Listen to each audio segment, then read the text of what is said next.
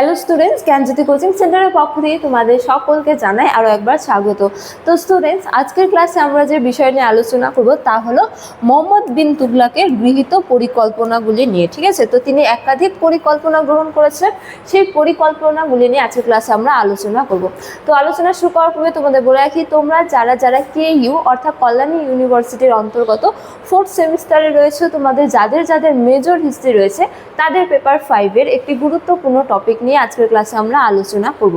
তো আলোচনা শুরু করার পূর্বে তোমাদের একটা ছোট্ট ইনফরমেশন দিয়ে রাখি যে তোমরা যারা ভাবছো তোমরা এই সেমিস্টারে আমাদের সাথে অনলাইনে যুক্ত হবে, তোমরা স্ক্রিনে দুটো নম্বর দেখতে পাচ্ছ। এই দুটো নম্বর হলো 7076398606 এবং আরেকটি হলো 6295916282। তো তোমরা এই দুটো নম্বরের মধ্যে যে কোনো একটিতে যোগাযোগ করে আমাদের সাথে যুক্ত হতে পারো। এছাড়া তোমাদেরকে একটু কোর্স ডিটেলসটাও বলে রাখি যে তোমাদের যাদের মেজর কোর্স রয়েছে তোমাদের জন্য যে কোর্স ফিটা রাখা হয়েছে সেটা রাখা হয়েছে কেবলমাত্র 1199 টাকা। এছাড়া তোমাদের যাদের মাইনর কোর্স রয়েছে তোমাদের জন্য যে কোর্স ফিটা রাখা হয়েছে সেটা রাখা হয়েছে কেবলমাত্র 699 টাকা। তো স্টুডেন্টস, এই ছিল ইনফরমেশন। এবারে আমরা আজকের আলোচনা শুরু করব। তো দেখো, মোহাম্মদ বিন তুগলাকের গৃহীত পরিকল্পনাগুলি সম্পর্কে বলা যায় যে তিনি একাধিক পরিকল্পনা গ্রহণ করেছেন। ঠিক আছে, তো এই পরিকল্পনাগুলি সফল হয়েছিল না ব্যর্থ হয়েছিল সেগুলো নিয়ে আমরা পরের ক্লাসে আলোচনা করব, কিন্তু আজকে আমরা আলোচনা করব যে তিনি কোন কোন পরিকল্পনা গ্রহণ করেছিলেন। ঠিক আছে, তো দেখো, তিনি যে পরিকল্পনাগুলি গ্রহণ করেছিলেন তার মধ্যে অন্যতম হলো দোয়াব অঞ্চলের কর বৃদ্ধি। ঠিক আছে, তো এটি হলো তার একটি অন্যতম গুরুত্বপূর্ণ পরিকল্পনা। তো দেখো, এই পরিকল্পনা সম্পর্কে বলা হয়েছে যে গঙ্গা যমুনা নদীর মধ্যবর্তী উর্বর অঞ্চল, যেটাকে দোয়াব অঞ্চল বলা হয়, সুলতান ভূমি রাজস্ব কী করে দেন, বৃদ্ধি করে দেন।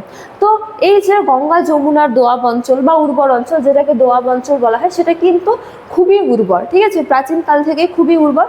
তো তিনি কি করেন, তিনি মূলত রাজকোষ বৃদ্ধি করার জন্য, ঠিক আছে, এমনকি বিশাল সেনাবাহিনীর রক্ষণাবেক্ষণের খরচ যোগানের জন্যই কি করে দেন, এই অঞ্চলের রাজস্ব বৃদ্ধি করে দেন। ঠিক আছে, রাজস্ব বৃদ্ধি করে দেন যাতে কি হয়, রাজকোষ ভরাট থাকে বা রাজকোষের আয় বৃদ্ধি পেতে থাকে। ঠিক আছে, বা রাজকোষ ভরাট হয়।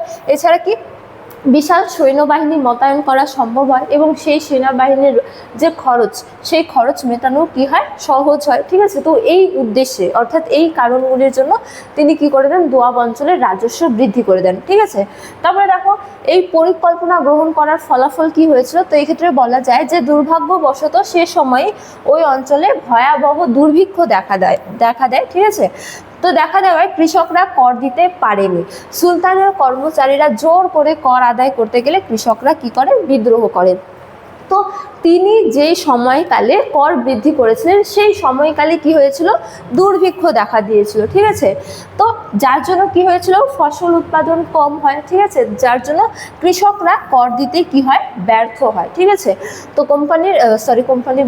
সুলতানের কর্মচারীরা জোর করে কর আদায় করার চেষ্টা করলে কৃষকরা কি করে, বিদ্রোহ করে বা তারা জঙ্গলে পালিয়ে যায়। ঠিক আছে, তো তার যে প্রথম পরিকল্পনা, সেই পরিকল্পনা সম্পর্কে আমরা আলোচনা করলাম যে তিনি কি করেছিলেন, দোয়াব অঞ্চলে কর বৃদ্ধি করেছিলেন। এর পেছনে তার যে লক্ষ্য ছিল বা এই পরিকল্পনার যে কারণগুলি ছিল সেটাও আলোচনা করলাম এবং ফলাফল কি হয়েছিল, যে এই পরিকল্পনা ব্যর্থই হয়েছিল। ঠিক আছে, কেননা কৃষকরা কর দিতে পারেনি, সেই টাইমে বা সেই সময়কালেই কি দেখা দিয়েছিল, দুর্ভিক্ষ দেখা দিয়েছিল। ঠিক আছে, তারপরে দেখো, দ্বিতীয়তম পরিকল্পনা স্বরূপ বলা যায় যে রাজধানী স্থানান্তর। এটি তার গৃহীত পরিকল্পনাগুলির মধ্যে অন্যতম একটি গুরুত্বপূর্ণ পরিকল্পনা। ঠিক আছে, যে তিনি রাজধানী স্থানান্তর করে দেন। ঠিক আছে, দিল্লি থেকে কোথায়, দেবগিরি বা দৌলতাবাদে। ঠিক আছে, এটা কোথায় রয়েছে, দাক্ষিণাত্যে রয়েছে দৌলতাবাদ। তো দেখো, তার এই পরিকল্পনা কি, রাজধানী স্থানান্তর। তো এটি হলো যে 1327 সালে তিনি দিল্লি থেকে রাজধানী সরিয়ে দাক্ষিণাত্যের দেবগিরিতে নিয়ে যান এবং তার নাম দেন কি, দৌলতাবাদ। তো তিনি রাজধানী স্থানান্তর করেছিলেন কোথা থেকে, দিল্লি থেকে কোথায় নিয়ে চলে যান, দাক্ষিণাত্যের দেবগিরিতে নিয়ে চলে যান এবং সেখানকার নাম তিনি কি দেন, দৌলতাবাদ। ঠিক আছে, তো তার গৃহীত পরিকল্পনাগুলির মধ্যে অন্যতম একটি গুরুত্বপূর্ণ হলো রাজধানীর স্থানান্তর দিল্লি থেকে দৌলতাবাদ। ঠিক আছে, তো এর পেছনেও তার একাধিক কারণ ছিল, তিনি এটা কেন করেন। ঠিক আছে, এর পেছনে একাধিক কারণ ছিল বা লক্ষ্য ছিল। তো তার ফলে বলা যায় যে সাম্রাজ্যের কেন্দ্রস্থল থেকে দক্ষিণ ভারত শাসন করা এবং মঙ্গল আক্রমণ থেকে রাজধানীকে সুরক্ষিত রাখাই ছিল তার লক্ষ্য, তার এই পরিকল্পনার লক্ষ্য। তো তার এই পরিকল্পনার লক্ষ্য কি ছিল? দিল্লি ছিল, দিল্লিতে ঘন ঘন মঙ্গল আক্রমণ হতো, ঠিক আছে। তো এই মঙ্গল আক্রমণ থেকে বাঁচতে এবং রাজধানীকে সুরক্ষিত রাখার জন্য তিনি কি করেছিলেন? দাক্ষিণাত্যে রাজধানী স্থানান্তর করে দেন দৌলতাবাদে। এবং আরেকটি অন্যতম উদ্দেশ্য হলো যে দাক্ষিণাত্যে সাম্রাজ্য বিস্তার করা বা দক্ষিণ ভারতে নিজ সাম্রাজ্য বিস্তার করা বা দক্ষিণ সাম্রাজ্য শাসন করা, ঠিক আছে। তো এই সমস্ত কারণে বা উদ্দেশ্যে তিনি এই পরিকল্পনা গ্রহণ করেছিলেন। এবারে এই পরিকল্পনা গ্রহণ করার ফলাফল কি হয়েছিল তা নিয়ে আমরা আলোচনা করব। তো দেখো, এক্ষেত্রে বলা হয়েছে যে দিল্লির সাধারণ মানুষকে দীর্ঘ পথ হেঁটে যেতে বাধ্য করে, অনেকে মারা যায় এবং পরে উত্তর ভারত শাসনে অসুবিধা হওয়ায় তিনি আবার রাজধানী দিল্লিতে কি করেন? ফিরিয়ে আনেন। তো যখন তিনি রাজধানী স্থানান্তর করেন তখন কেবলমাত্র রাজা যায়নি, তিনি দিল্লির বিভিন্ন মানুষকেও বাধ্য করেন, অর্থাৎ সাধারণ জনগণকে, যে তারাও যেন দৌলতাবাদে যায়, ঠিক আছে, বা দাক্ষিণাত্যে যায়। তো সেই সময়কালে জনগণ পায়ে হেঁটে এত দূরের যে পথ, সেই পথ অতিক্রম করেছিল, যার ফলে কি হয়েছে? খাদ্য অভাবে, জলের অভাবে বহু মানুষের কিন্তু পথে মৃত্যু ঘটে, ঠিক আছে। তো এক বিপুল জনসংখ্যক মানুষ বা জনসংখ্যার কি হয়েছে? অসুবিধা হয়, ব্যাপক অসুবিধা হয়, যার ফলে শেষ পর্যন্ত তিনি কি করেন? রাজধানী আবার উত্তর ভারতে নিয়ে আসেন, অর্থাৎ দিল্লিতে নিয়ে আসেন। কেননা সেই দাক্ষিণাত্য থেকে উত্তর ভারত শাসন করা আবার কি হয়ে যায়? কঠোর হয়ে পড়ে বা অসুবিধাজনক হয়ে পড়ে, যার জন্য তিনি কি করেন? রাজধানী আবার দিল্লিতে নিয়ে যান। তো এই পরিকল্পনা তার কি হয়েছিল? ব্যর্থ হয়েছিল। তারপরে দেখো, তার তৃতীয়তম এবং অন্যতম একটি গুরুত্বপূর্ণ পরিকল্পনা হলো তাম্র মুদ্রার প্রচলন, ঠিক আছে। তো দেখো, এক্ষেত্রে বলা হয়েছে এই পরিকল্পনা সম্পর্কে যে তিনি সোনা ও রূপার মুদ্রা পরিবর্তে তামা ও ব্রোঞ্জের প্রতীকী মুদ্রা প্রচলন করেন, ঠিক আছে। তো তোমরা যখন ফার্স্ট সেমিস্টারে পড়েছিলে ইনস্ক্রিপশনের ব্যাপারে, তখন তোমরা জেনেছো যে ইনস্ক্রিপশনের মধ্যে থেকে জানা যায়, যেমন ধরো কোনো মুদ্রার যে ধাতু, কোন ধাতু দিয়ে তৈরি করা হয়েছে তা দিয়ে সেই সাম্রাজ্যের যে অর্থনৈতিক সমৃদ্ধির কথা জানা যায়, ঠিক আছে। যেমন সোনা বা রূপার মুদ্রা যদি প্রচলন থাকে তাহলে সেই সাম্রাজ্যের অর্থনৈতিক অবস্থা কি? খুবই সমৃদ্ধি। আবার যদি তামা বা ব্রোঞ্জের বা নিম্ন ধাতু দিয়ে তৈরি করা হয় তাহলে তার অর্থনৈতিক অবস্থা কি? দুর্বল ছিল বলে অনুমান করা হয়, ঠিক আছে, বা মনে করা হয়। তো মোহাম্মদ বিন তুগলকও কি করেছিলেন? তিনি সোনা ও রূপার মুদ্রার পরিবর্তে তামা ও ব্রোঞ্জের মুদ্রা কি করেন? চালু করেছিলেন, ঠিক আছে, অর্থনৈতিক অবস্থাকে সামাল দেওয়ার জন্য বা উন্নত করার জন্য, ঠিক আছে। তারপরে দেখো, এর পেছনে তার কারণ কি ছিল? যে সে সময় বিশ্বে রূপার ঘাটতি দেখা দিয়েছিল। এছাড়া রাজকোষের যে ব্যয়ভার সামলাতে সুলতান এই আধুনিক পদক্ষেপ নেন, ঠিক আছে। তো তিনি এমনি এই পরিকল্পনা গ্রহণ করেনি, এর পেছনে কারণ ছিল, ঠিক আছে। সেই কারণ কি? সেই সময়কালে রূপার ঘাটতি দেখা দিয়েছিল। এছাড়া কি? রাজকোষের ব্যয়ভারকে সামাল দেওয়ার জন্য তিনি তাম্র বা মুদ্রা কি করেছিলেন? চালু করেছিলেন, ঠিক আছে। তো তার এই পরিকল্পনার ফলাফল কি হয়েছিল? তো দেখো, এই পরিকল্পনার ফলাফল স্বরূপ বলা হয়েছে যে সরকারিভাবে মুদ্রা জাল রোধ করার কোনো ব্যবস্থা না থাকায় ঘরে ঘরে জাল মুদ্রা তৈরি হতে থাকে এবং ফলে মুদ্রার মান পড়ে যায় এবং সুলতান সমস্ত তামা ও ব্রোঞ্জের মুদ্রা তুলে নিয়ে রাজকোষ থেকে সোনা ও রূপা দিয়ে তা বদলে দিতে বাধ্য হন। তো এই যে তাম্র মুদ্রা তিনি প্রচলন করে, এই মুদ্রাতে যাতে কোনো জালিয়াতি না ঘটে সেই সম্পর্কে তিনি আবার কোনো পরিকল্পনা গ্রহণ করেননি, ঠিক আছে, বা কোনো ব্যবস্থা গ্রহণ করেনি, যার ফলে বাজারে কি হয়ে যায়? একাধিক জাল মুদ্রা বের হয়ে যায়, ঠিক আছে।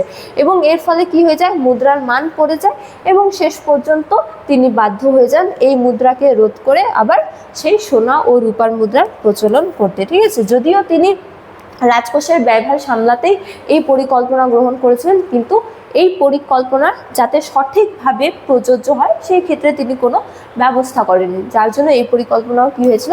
ব্যর্থ হয়েছিল। কিন্তু আমরা দেখতে পারি যে প্রতিটি পরিকল্পনার পেছনে কোনো না কোনো কারণ ছিল, ঠিক আছে, গ্রহণ করার পেছনে। তারপরে দেখো, অন্যতম পরিকল্পনা হলো যে খোরাসান অভিযান।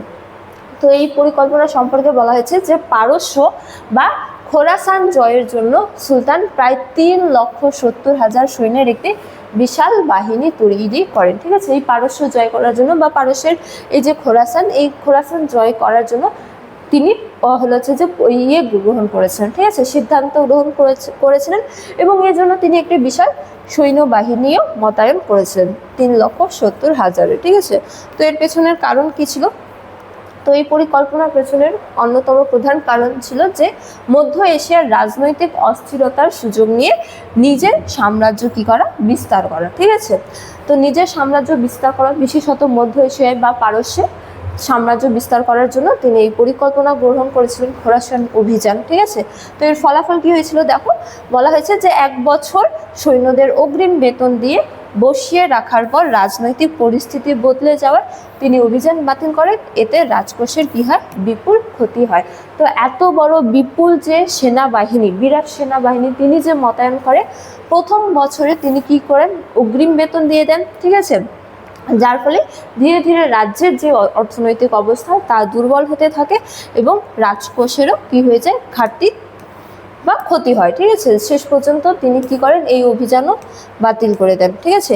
এছাড়াও পারস্যের যে সেনাবাহিনী, সেই সেনাবাহিনীর নিকট এই সেনাবাহিনী টিকে থাকতে পারেনি, ঠিক আছে, কেননা পারস্যের সেই যে আবহাওয়া তা ভারতীয় সেনাবাহিনীর কাছে সহ্য ছিল না, ঠিক আছে। এছাড়া খাদ্যাভাব, বিভিন্ন কারণে কিন্তু সেনাবাহিনীরা পারস্যের যে সেনাবাহিনী তাদের নিকট টিকে থাকতে পারেনি, যার জন্য তার এই অভিযান কিন্তু ব্যর্থ হয়েছিল, ঠিক আছে। তারপরে দেখো অন্যতম একটি অভিযান হলো শেষ অভিযান আজকের ক্লাসের, যে মঙ্গল তোষণ নীতি। তো এই ক্ষেত্রে বলা হয়েছে যে মঙ্গল নেতা তারম শিরিন লাহোর, পাঞ্জাব সুলতান লুণ্ঠন করেন এবং দিল্লির দিকে কী হয়, ক্রমশ অগ্রসর হলে সুলতান তাকে বাধা না দিয়ে প্রচুর অর্থ ধন সম্পদ দিয়ে কী করেন, সন্তুষ্ট করেন, ঠিক আছে। এছাড়া ফলে সুযোগ পেয়ে মঙ্গলরা বেশ কয়েকবার অর্থ আদায় করে এবং ফলে কী হয়, রাজকোষের চাপ পড়ে। তো তিনি ভ্রান্ত মঙ্গল তোষণ নীতি গ্রহণ করেছিলেন। যেমন বলা যায় যে তিনি সরাসরি মঙ্গলদের না আটকিয়ে বা যুদ্ধ করে, বিভিন্ন পরিকল্পনা গ্রহণ করে তাদেরকে না আটকিয়ে তিনি কি করেন, তিনি প্রচুর অর্থ সম্পদ দিয়ে তাদেরকে সন্তুষ্ট রাখার কি করেন, চেষ্টা করেন। তো এর ফলে তারাও বলা যায় যে মঙ্গল নেতা একের পর বিভিন্ন সময়ে বিপুল পরিমাণ অর্থ সম্রাটের কাছ থেকে বা সুলতানের কাছ থেকে আদায় করতে থাকেন, যার ফলে তার এই যে নীতি, এই নীতিও কিন্তু ভ্রান্ত বলে কি হয়, পর্যবসিত হয়। তো স্টুডেন্টস, আজকের ক্লাসে আমরা আলোচনা করলাম তার বিভিন্ন পরিকল্পনাগুলি নিয়ে, এই পরিকল্পনার পেছনে বিভিন্ন কারণ ছিল, সেই কারণগুলি নিয়ে এবং সেই ফলাফলগুলি নিয়েও আলোচনা করেছি। তো আজকের ক্লাস এতটাই, এই ডিটেলসটা আমি আগেই দিয়ে দিয়েছি। তো আজকের ক্লাস এতটাই, তোমাদের সাথে দেখা হবে পরবর্তী ক্লাসে। ততক্ষণ তোমরা সকলেই ভালো থাকো, সুস্থ থাকো। Thank you.